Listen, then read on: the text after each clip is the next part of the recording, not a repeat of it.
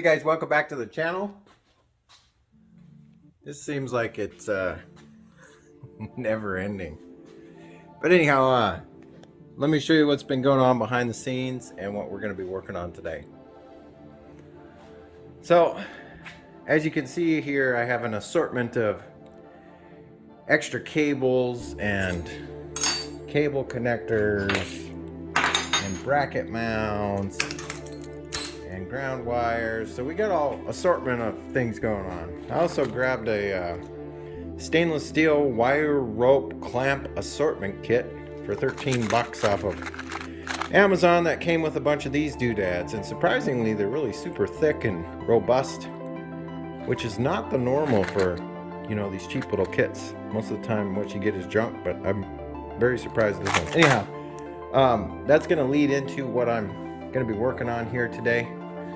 Behind the scenes, all of the non-exciting stuff, I went through and torqued all of the cooling fittings, the cooling line fittings, and then I went through and did the wiring. There was like 3 circuits I had to do. I had to do the neutral start switch, the reverse, and the cooling fan for the transmission cooler, which has got a little temperature sensor sitting right there.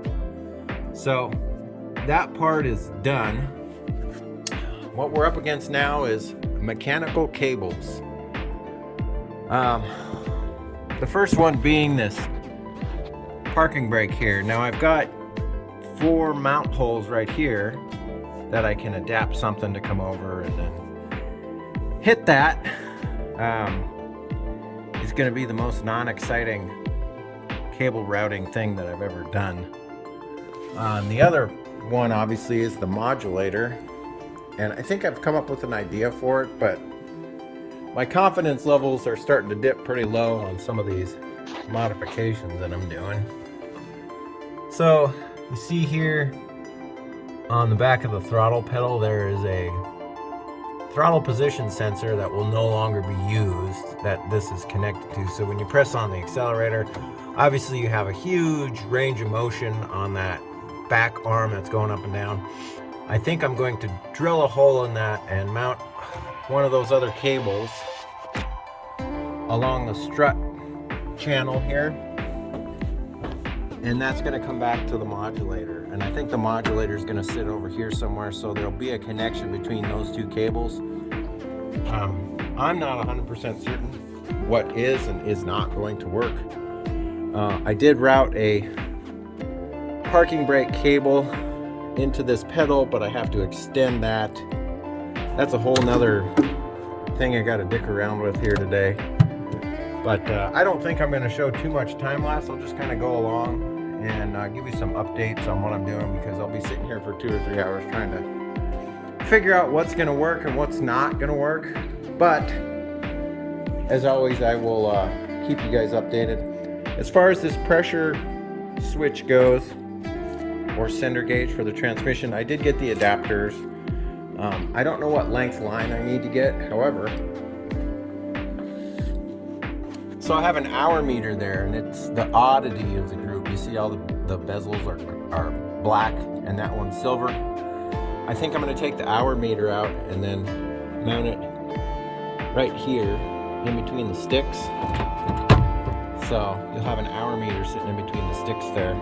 There's already a circuit ran that energizes when the key is on, which is exactly what that circuit is sitting on right now at 45 hours is what we have on this cat there. I don't know if you can see that.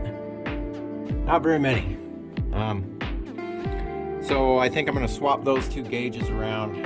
I may have to buy like a little gauge support or something for under there, or I may make one out of aluminum. I don't know yet. We'll see what the motivation levels come into today. But anyhow, let's get started on that. All right, guys. This one took a little while, but if you look right there at that coupler, I was able to wrap that cable around the throttle position sensor arm and it pulls it up perfectly. So that cable, the housing actually bolts right through the throttle pedal assembly there. I drilled a hole.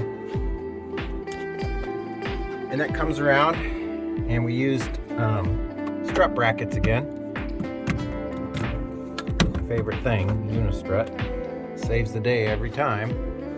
So there's the cable, and then I used one of my handy dandy U-bolt thingamajiggies, and it pulls on that modulator perfect. The manual says to adjust it so that when you're at full throttle, the modulator is 1/8 from full pull or full throttle. So there's 1/8 of an inch of play left in that, and that's exactly where they want it. Strangely enough, this thing doesn't really do a whole lot except above like 60% throttle, it throws down gears and kicks down gears and whatever. Supposedly that's how it works. I would be surprised if in this setup it does a whole lot of anything, since our top speed is probably going to be about 7 or 8 miles per hour. And it's going to shift through the gears rather quickly due to the engine RPMs going up. So yeah, and that of course sits in another unistrut bracket, and that's adjustable right there as well. So there's 2 adjustment points if I need to adjust it. There's that coupling, and then there's the bracket, the unistrut bracket right here, where it's got a nut on each side of it. You can move that in and out too, but I think for what we're looking for, this is going to work out perfect. Now, next thing I got to tackle is this darn parking brake, which is going to be the bane of my existence, but let's get started on that. All right, guys, here we are moving right along. We've got the parking brake cobbled together very loosely. Well, I guess this portion is permanent and it's done. Got quite a bit of adjustment on the,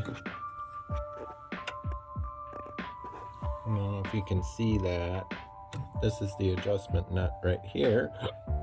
There's quite a bit of adjustment left on there is what I'm trying to say. Now coming along here, I routed the cable all the way through, and I think we're going to use our friend the unistrut brackets again. Just can't get enough of that. Cable's routed around down here. What I'm going to try to do is set it up so that we're pulling down on the brake drum there, because that's pretty effective. You only need about 1/8 of an inch to engage the brake on this. It's pretty awesome. Instantaneous brake.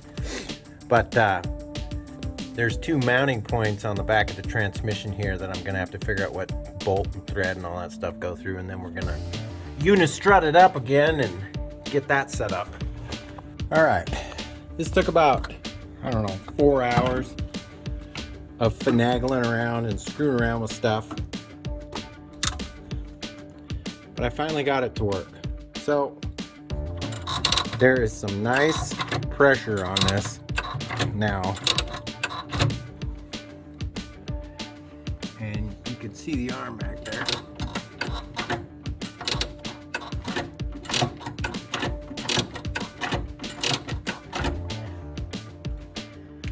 These cable clamps that I bought are slowly becoming the go-to solution for some of this stuff on these cables.